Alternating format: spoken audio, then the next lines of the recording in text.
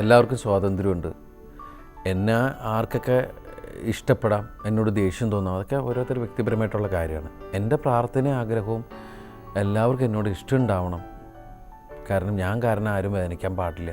അതിനുള്ള ആഗ്രഹങ്ങളുള്ള ഒരാളാണ് ഞാൻ. എൻ്റെ അനുഭവത്തിൽ എനിക്ക് വന്നിട്ടില്ല, എനിക്കൊരു തിരിച്ചറിവ് വന്നിട്ടുണ്ടായിരുന്നില്ല. കാരണം എൻ്റെ അടുത്ത് എല്ലാവരും നന്നായിട്ടാണ് പെരുമാറുന്നത്. എൻ്റെ അടുത്ത് പെരുമാറുമ്പോൾ എനിക്ക് തോന്നുന്നത് എല്ലാവർക്കും എന്നോട് ഭയങ്കര സ്നേഹമാണ്, എൻ്റെ ഒപ്പം എപ്പോഴും എല്ലാവരും ഉണ്ടാവും എന്നുള്ളൊരു തോന്നലാണ് എനിക്ക് ഇതുവരെ ഉണ്ടായിരുന്നിട്ടുള്ളത്. മലയാള സിനിമാ ലോകത്ത് വളരെയധികം ചർച്ചയായ ഒരു വിഷയമാണ് ദിലീപ് കാവ്യ വിവാഹം.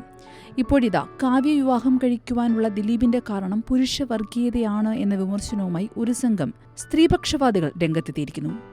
കല്യാണം കഴിക്കണമെന്ന് തോന്നിയപ്പോൾ മകളും അമ്മയും ബന്ധുക്കളും സുഹൃത്തുക്കളും ഒരുമിച്ചിരുന്ന് ഒരു തീരുമാനത്തിലെത്തി.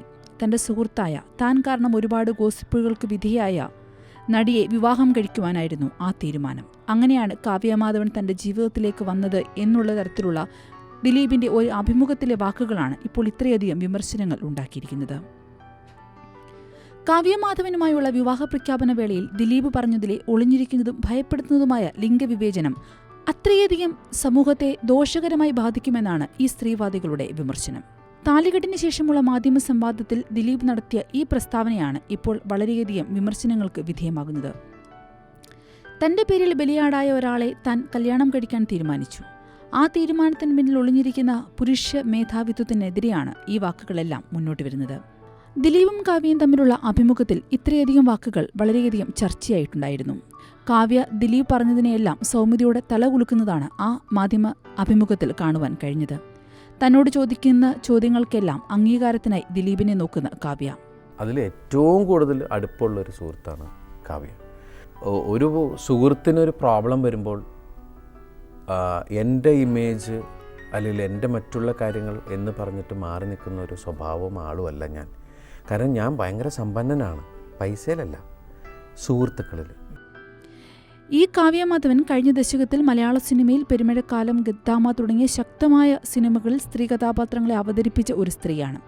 അത്തരത്തിൽ ശക്തമായ സ്ത്രീ കഥാപാത്രങ്ങളെ അവതരിപ്പിച്ച കാവ്യ ജീവിതത്തിൽ ഒരു പുരുഷന്റെ വാക്കുകൾക്ക് മുന്നിൽ തലകുലുക്കുന്നൊരു പാവയായി മാറുന്നതിലെ വിമർശനമാണ് ഇവരെല്ലാവരും മുന്നോട്ട് വെച്ചത്.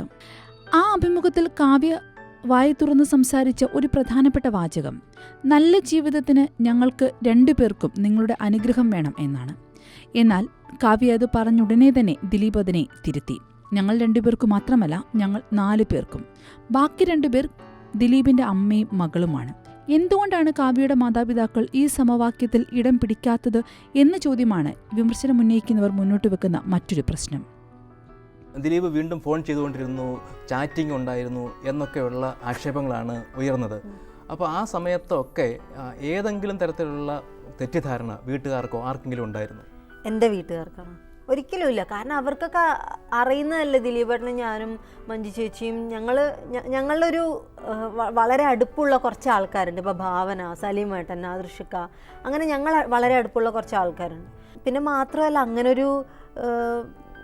അങ്ങനെ ഒരു വേറൊരു സ്ഥലത്ത് പോയിട്ടൊക്കെ അങ്ങനെയൊക്കെ നമ്മൾ ഇപ്പം ഇങ്ങനെ തെളിവൊക്കെ എടുക്കാൻ പറ്റുന്നൊരു സാഹചര്യമാണെങ്കിൽ ചെയ്യുമോ നമ്മളങ്ങനെ ചാറ്റിങ്ങും അങ്ങനെയൊന്നും ചെയ്യില്ലല്ലോ, അത്രയ്ക്കും മണ്ടത്തരൊന്നും കാണിക്കില്ലല്ലോ. കാവ്യമാധവന്റെ പേര് പോലും പറയാതെ സുഹൃത്ത്, ബലിയാട തുടങ്ങിയ വാക്കുകളിലൂടെ കാവ്യയെ സംബോധന ചെയ്യുന്നതിലൂടെ ദിലീപ് മുന്നോട്ട് വെക്കുന്നതും ഇത്തരത്തിലുള്ള സ്ത്രീ പുരുഷ അടിമത്തമാണെന്നാണ് ഇവർ വാദിക്കുന്നത്. ഒരു സ്ത്രീയെ അംഗീകരിക്കുവാനോ നിരസിക്കുവാനോ ഉള്ള ഒരു പദവി പുരുഷനുണ്ട് എന്നത് വളരെയധികം സങ്കടകരമായ ഒരു കാര്യമാണ്. തിരഞ്ഞെടുപ്പ് ഒരിക്കലും അവളോടൊപ്പം ആകുന്നില്ല എന്നുള്ളതാണ് അതിലെ പ്രധാന പ്രശ്നം. അതുകൊണ്ടാണ് മുത്തലാഖ് പോലുള്ള തിന്മകൾ 21-ാം നൂറ്റാണ്ടിലും നിലനിൽക്കുന്നത്.